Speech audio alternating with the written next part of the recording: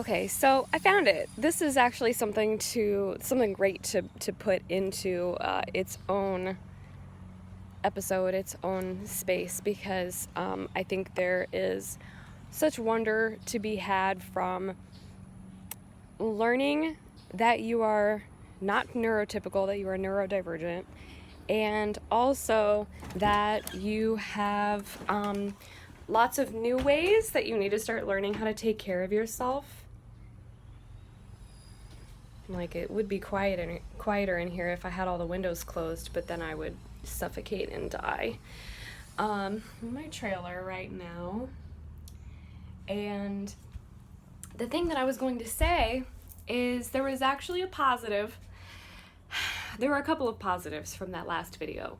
One is the self-awareness, and two is supporting myself once the self-awareness has taken me to a place where I'm like, okay, now I know what bothers me and what I need more of.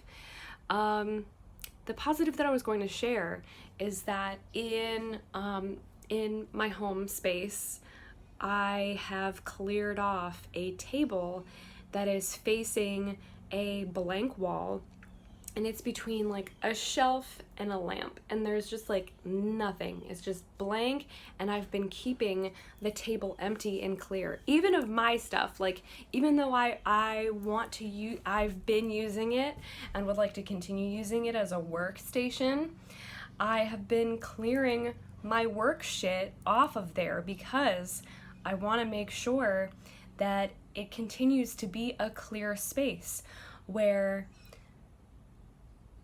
some of the things that I experience, oh my gosh, there's a spider that made a web inside my folded up, where is it? There we go. My folded up yoga strap. This is wild. I definitely would like to get moving on this trailer and be able to build again, and it's just money. It's just money, honey.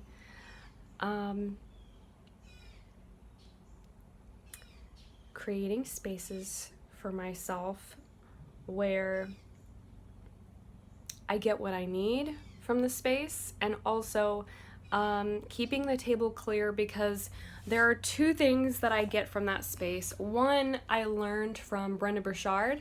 I've listened to High Performance Habits. I bought the book and read the book High Performance Habits, which is exactly the same thing, but just in different forms and different modes of learning and receiving the information. And one of the things that, I don't know that he talks about this in the book, but just like getting to know Brendon Burchard and following him a little bit, he would talk about how when he was recording or podcasting, he had a blank room set up so that there were no distractions, so that there was nothing except for exactly what the focus was. And that felt like, it's just like a little like hole that you go in, and then I guess at first I was like, it sounds a little bland to me.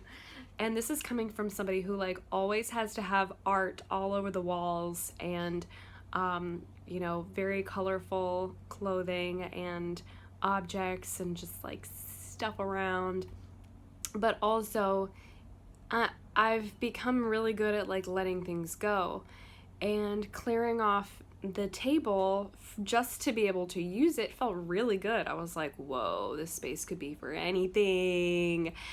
And having it up against the blank wall felt like, no distractions.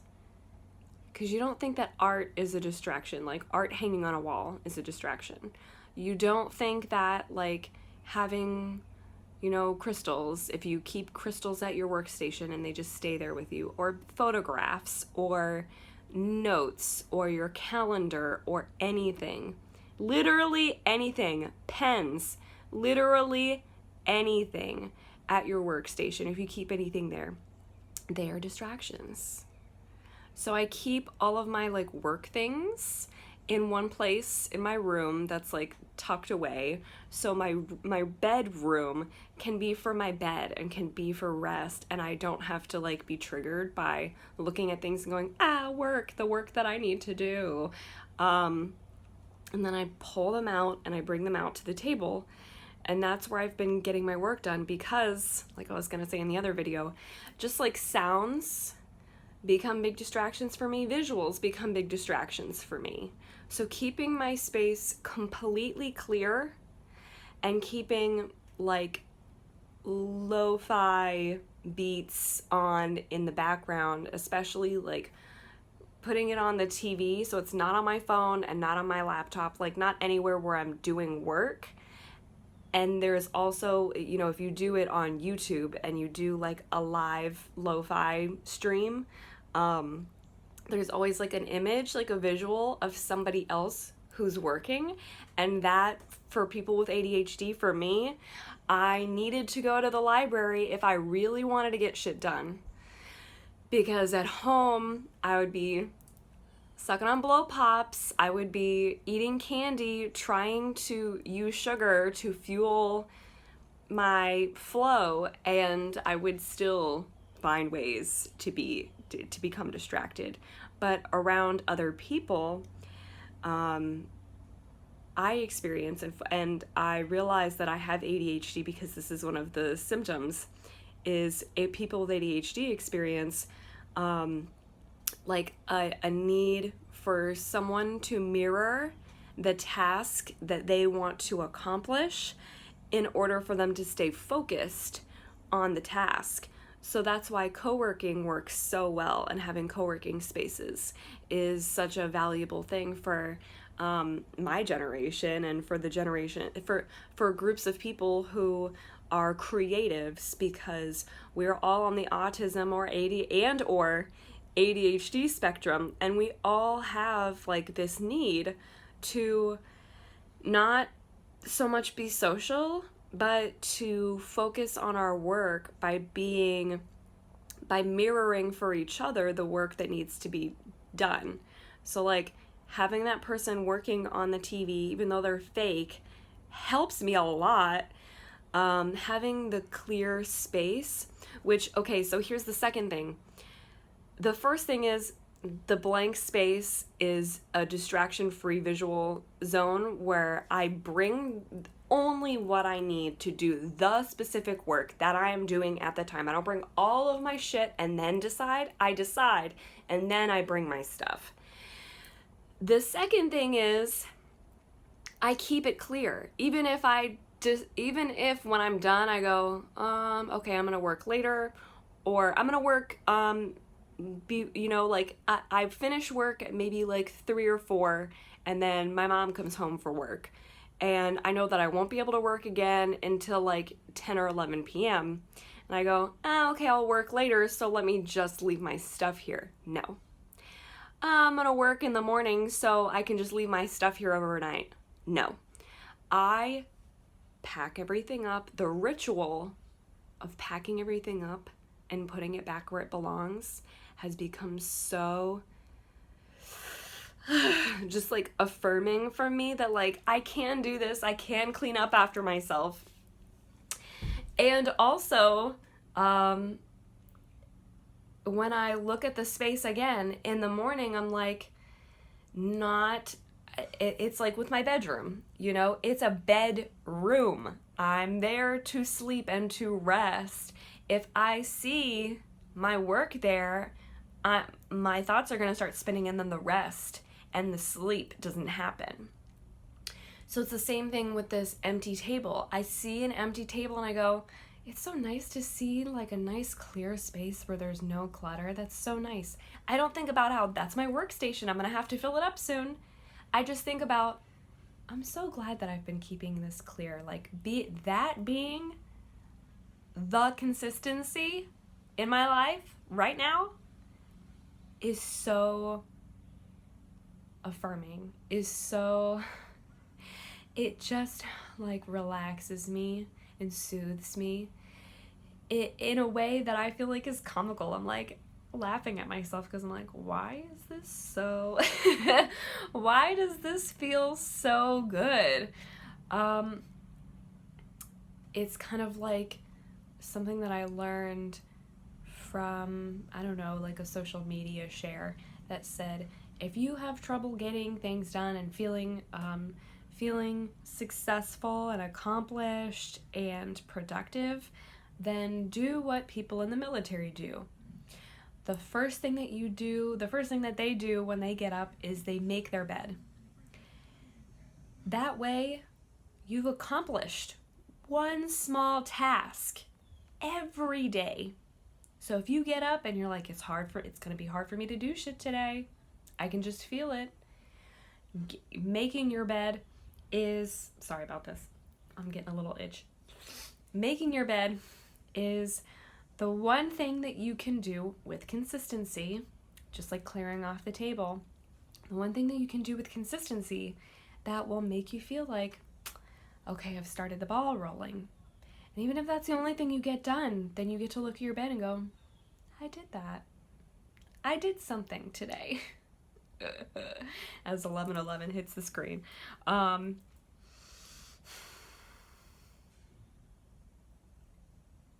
So having that, making my bed has become a staple in my life and has anchored me in feeling like I am now transitioning from sleep to awakeness. I am now transitioning from doing nothing to doing something. It's the same with the table. I'm now transitioning from doing nothing to doing something. I am now transitioning from doing something to doing nothing. Ooh, that transition is so delicious. And the transition from doing nothing to doing something feels really delicious when you've decided as well. When you feel in yourself like, yeah, I checked in with my manager, with Spirit, and Spirit told me this is what I'm doing today.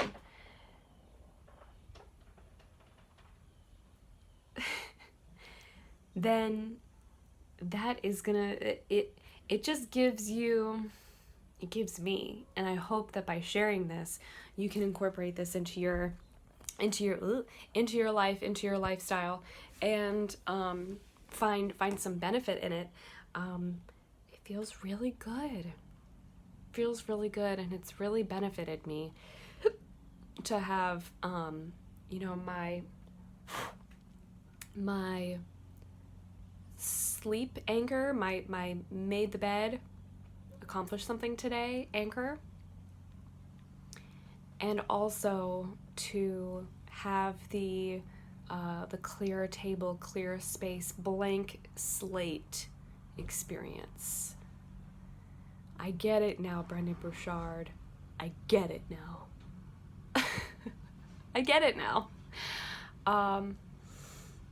I think that's really, really powerful, and it's kind of the same as like if you have noise canceling headphones, or if you have some kind of music, some kind of lyricless music that allows you to get your work done. I even on one of my apps that I have, it has a library setting, so it sounds like people in the library coming in and out, flipping pages in books, and that has also been a really wonderful kind of white noise for me to work to, especially with a Pomodoro timer. Like, it works.